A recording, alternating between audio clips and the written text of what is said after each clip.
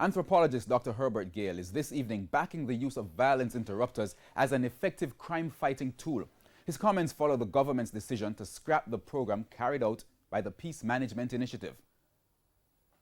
The statement from the National Security Minister in Parliament on December 10 that triggered the outrage. I made no apology for saying the current mechanism of social intervention have not worked, are not working. It's a system that we're going to change.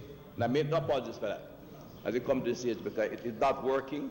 And the idea of engaging some people involved in criminal activity for peace is not going to work. All those interrupters are going to move. For opposition MP Julian Robinson, there is value in continuing the program. It does work, and I think you need to expose yourself to the program properly, go out on the ground, tour with the people and see what they actually do.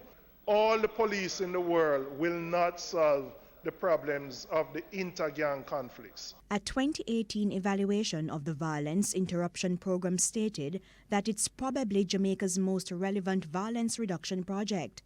The study was done by anthropologist Dr. Herbert Gale and a team from the University of the West Indies. Anywhere you drop a team of VIs, depending on the quality of the funding they have, the resource they have, and the size of the team they have, and I'll explain that a little bit more, they're going to reduce body count.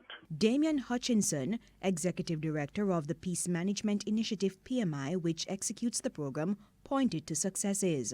The PMI is currently in 45 communities. For instance, in Lakespan and Quarry Hill, we had periods where we went 3 years without a murder. In Parade Gardens, Central Kingston Police Division, the murders fell from 50-odd murders all the way down to 15.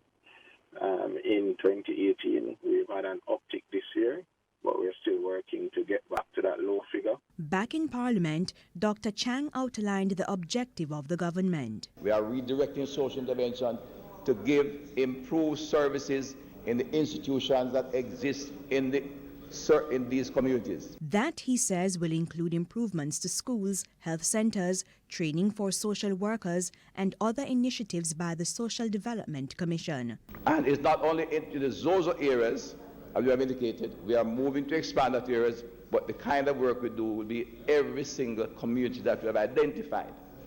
That's the mission that I'm on. We will not fix Southwest St. Andrew until we fix the problem in a Haile Selassie, in a Whitfield Town, and not DuPont Primary.